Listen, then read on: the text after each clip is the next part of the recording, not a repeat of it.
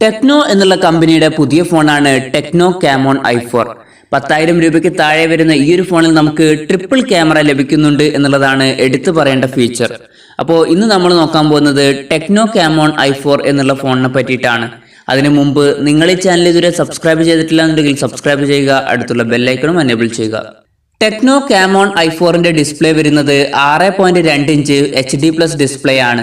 ശ്രദ്ധിക്കേണ്ട കാര്യം, full HD+ display നമുക്ക് ലഭിക്കുന്നില്ല. HD+ ഡിസ്പ്ലേ മാത്രമേ ഈ ഫോണിൽ നമുക്ക് ലഭിക്കുന്നുള്ളൂ.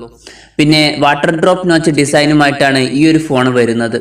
ബാക്ക് കവർ ഒരു പ്ലാസ്റ്റിക് ബോഡി ആണെങ്കിൽ കൂടിയും ഒരു ഗ്ലാസ് ടൈപ്പ് ഫിനിഷാണ് കൊടുത്തിരിക്കുന്നത്. അതുമാത്രമല്ല, ഒരു റിഫ്ലക്റ്റീവ് കളറും ഈ ഒരു ഫോണിന്റെ ബാക്ക് കവറിനുണ്ട്. അതായത് ലൈറ്റ് ഒക്കെ തട്ടുമ്പോൾ ഒരു റെയിൻബോ കളറിലുള്ള ഒരു റിഫ്ലക്ഷൻ നമുക്ക് ഈ ഒരു ഫോണിൽ നിന്നും ലഭിക്കുന്നതായിരിക്കും. അതുകൊണ്ട് തന്നെ അത്യാവശ്യം സ്റ്റൈലിഷ് ആയിട്ടുള്ള ഒരു ഫോണാണ് ടെക്നോ കാമോൺ i4. 3 റാം വേരിയന്റുകളുമായിട്ടാണ് ടെക്നോ കാമോൺ i4 വരുന്നത്.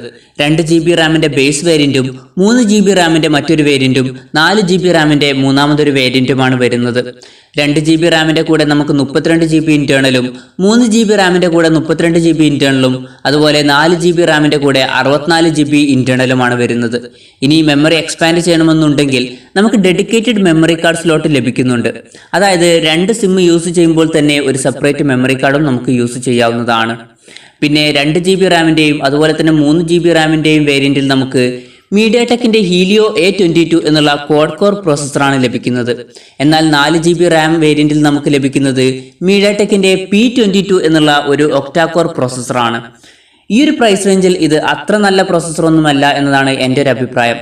കാരണം ഇതിനേക്കാൾ നല്ല പെർഫോമൻസ് തരുന്ന വേറെ കുറേ ഫോണുകൾ ഈ ഒരു പ്രൈസ് റേഞ്ചിൽ നമുക്ക് വേറെ വരുന്നുണ്ട്. പിന്നെ ബേസ് വേരിയന്റിൽ നമുക്ക് 2 GB റാം മാത്രമാണ് ലഭിക്കുന്നത്.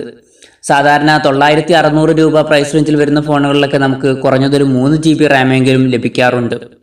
ആൻഡ്രോയിഡ് 9 ബേസ് ചെയ്തിട്ടുള്ള ഹൈ OS സോഫ്റ്റ്വെയർ ആണ് ഈ ഫോണിൽ ഉപയോഗിച്ചിരിക്കുന്നത്. ഈ ഫോണിന്റെ എടുത്തു പറയേണ്ട ഫീച്ചർ ഇതിന്റെ ക്യാമറയാണ്. പിൻ ക്യാമറ വരുന്നത് ഒരു triple camera സെറ്റപ്പിലാണ്.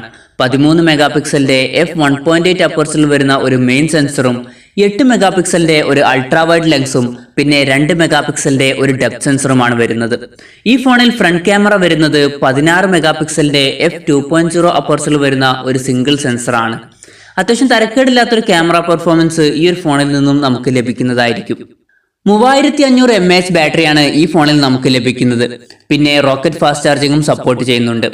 2 GB Ram 32 GB internal വേരിയന്റിന്റെ വില വരുന്നത് 9,599 രൂപയും 3 GB റാം 32 GB ഇന്റേണൽ വേരിയന്റിന്റെ വില വരുന്നത് 10,599 രൂപയുമാണ്.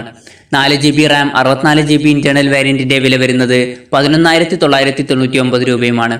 പിന്നെ ഇൻട്രോഡക്ടറി ഓഫറായിട്ട് ഒരു പ്രാവശ്യത്തെ സ്ക്രീൻ റീപ്ലേസ്മെന്റ് വാറന്റി നമുക്ക് ലഭിക്കുന്നുണ്ട്. ഈ ഒരു പ്രൈസ് റേഞ്ചിൽ ഇത് അത്ര നല്ല ഫോണാണെന്ന് എനിക്ക് തോന്നുന്നില്ല. ഒന്നാമത്തെ കാര്യം, HD+ റെസൊല്യൂഷൻ മാത്രമേ ഈ ഫോണിൽ നമുക്ക് ലഭിക്കുന്നുള്ളൂ. രണ്ടാമത്തെ കാര്യം ഇതിന്റെ പ്രോസസ്സറാണ്. ഇതിനേക്കാളൊക്കെ എത്രയോ നല്ല പെർഫോമൻസ് തരുന്ന മറ്റു ഫോണുകൾ ഈ ഒരു പ്രൈസ് റേഞ്ചിൽ നമുക്ക് വേറെയും ലഭിക്കുന്നുണ്ട്.